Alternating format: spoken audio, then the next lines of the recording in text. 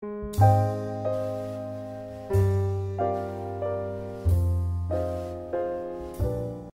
it that somebody else saw him in a situation and called it a fault? I'm going to say that again.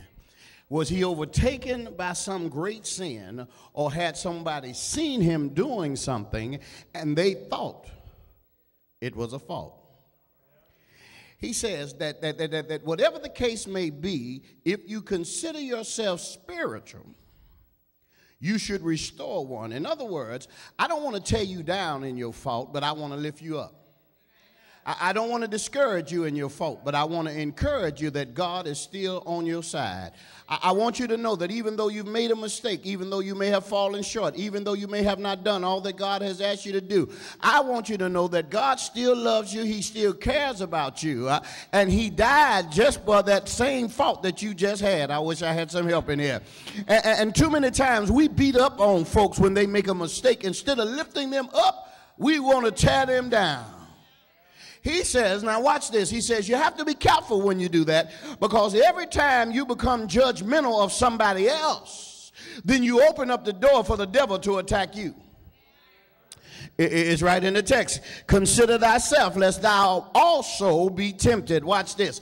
You got to be careful when you start pointing the finger at other people, because when you do that, God says, look what happens. You allow Satan to pick you out, to jump on you. He says, don't look at somebody's fault.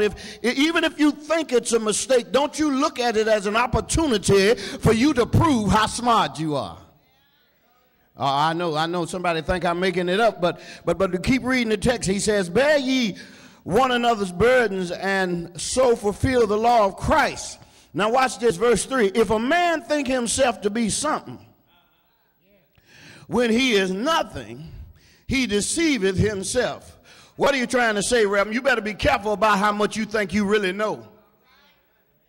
Oh, I wish I had some real help in here. Somebody that realized that you got to be careful. You can't go around thinking you better than somebody else. And the truth of the matter is that God knows exactly who you are. You better recognize that God says, listen, when you think you somebody, in other words, when I start judging people, then I've taken the place of God. I wish I had some help in here. When I start judging folks, I have taken the place of God. And when I take the place of God, that means I've elevated myself to a place I really don't have a business being at. He says, be careful, be careful, be careful when you start judging folks in what you see as a fault. But he says, but let every man prove his own work. He says, listen, in other words, quit worrying about somebody else doing their job right and examine yourself and see if you're doing your job right. Because the truth of the matter is that you may be the one falling short. It may not be the person that you hold the fault against. It may be you. And watch this. God's grace always deals with self-evaluation. God's grace deals with self-evaluation. You've got to be willing to look at self and see what's wrong with you instead of pointing out what's wrong with somebody else. He says, because that way you will fulfill the law of Christ. He says, listen, let every man prove his own work, and then shall he have rejoicing in his self alone. Watch this. When I examine me and realize that I'm doing what God has for me to do, then I can shout. When I'm caught up in other folks' business, then I don't have time to rejoice in what God is doing through me. Oh, I wish I had some real folk in here tonight. Somebody that realized that what God is saying is that, listen, look at yourself and examine yourself. And when I examine myself and I come to realize that I still fall short, but God is still blessing me in spite of, then I cannot become critical of somebody else, because guess what? I'm not all that I should be, and God is still blessing me in spite of, and so I can't look down. Causes me to rejoice in the fact that God is blessing me in spite of. Even though he knows all my faults and shortcomings, he constantly keeps blessing me over and over again. And when I realize that I don't have time enough to look at somebody else's faults, I can rejoice in what God is doing for me. For every man shall bear his own burden. And what that is actually saying is that no matter how much you point out everybody else is wrong, that when the time comes for you to come face to face with God, the only person you're going to be able to give an account for is yourself. You're not going to be able to blame anybody else for the way you acted or behaved. God says you're going to have to be accountable for yourself. He says, let him that is taught in the word to communicate unto him that teacheth in all good things. He says, listen, when you learn, when you know better, you ought to teach better. So how do you handle it when you're trying to do what God would have you to do? How do you deal with it when you're constantly moving in the direction that you feel God would have you to do, and yet you're constantly being criticized and ridiculed? What do you do when folk beat you up for doing what you feel God told them to do? How do you handle it? He says, listen, I want you to understand that I do not want you to respond like they did. I do not want you to act the way they did. But I want you to understand that be not deceived. God is not mocked. For whatsoever man soweth, that shall he reap. Watch this. When people start to try to bring you down, when people criticize you for doing what you feel God has told you to do, when people start to attack you from all sides, don't you get caught up in anger. Because if you sow anger, you're going to reap anger. And so he said, listen, I want you to understand, but before you respond, before you say anything, before you do anything, I need you to stop and remember that whatever you send out, it's going to come back. I want you to understand, before you lose your temper, before you say something you shouldn't say, stop and think that whatever you send out, that's going to come right back to you. So I need you to stop and think, even though they may be doing you wrong, even though you feel as if what they're saying is harmful to you, you need to stop and think about your reaction before you do it. Because what you sent out is coming back. For he that soweth to his flesh shall of the flesh reap corruption. And what he's saying is that if you operate outside the Spirit of God, if you operate with your flesh, that what you come back is going to be corruption to your flesh.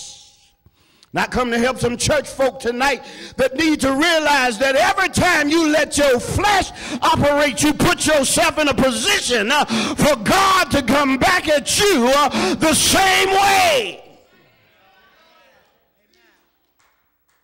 Yeah. Because flesh tells me to go off, but the Spirit tells me to let it go.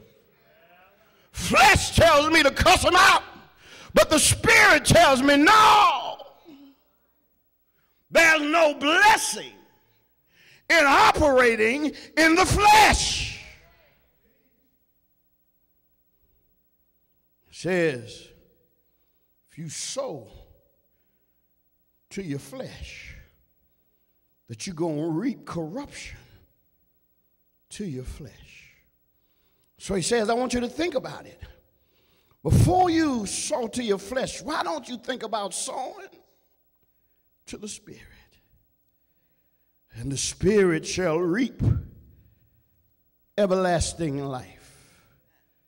He said, listen, if you stay in a spiritual state, that God will bless you, even though people are trying to bring you down. If you stay spiritual and look at it and realize that you wrestle not with flesh and blood, but powers and principalities, and that it's Satan that's trying to get you out of your spiritual state, you need to stop and say, no, Satan, I refuse to sow into the flesh. I'm going to sow into the Spirit. I'm going to sow into that will give me everlasting life. He said, listen, it will not be easy. It will not come easy. He said, because the attacks that are going to come your way will be consistent. They will consistently attack you whenever you decide to take the spiritual level. Understand that Satan is coming after you when you make the decision that I'm going to do what God told me to do. Satan will attack you from every corner once you make a decision that you're no longer going to sow into your flesh, but you're going to sow into your spirit. And now Satan is going to come after you. And I come to tell you, you're going to get tired. You're going to be faced with one problem after another. He says, but I don't want you to get weary in well doing. In other words, don't give up because things get bad. Don't give up because folk are constantly criticizing. Don't give up because people are steady trying to hold you back. Don't give up because they're trying to encourage you to stop doing what you feel is right. Don't give up because somebody says what you're doing ain't right. Don't give up. Don't get weary in well-doing, because there's a reward on the other side. There is a reward on the other side. Don't stop being nice. Just keep on. Don't stop smiling. Just keep on. Don't stop turning the other cheek. Just keep on. Because in due season, God says you're going to reap. He said you're going to get back all the good that you sent out. You're going to get back all the love that you sent out. You're going to get back all the sympathy that you sent out. In due season, you're going to reap just what you sowed. But the key to it is if we faint not. And all that means in the Greek is don't give up.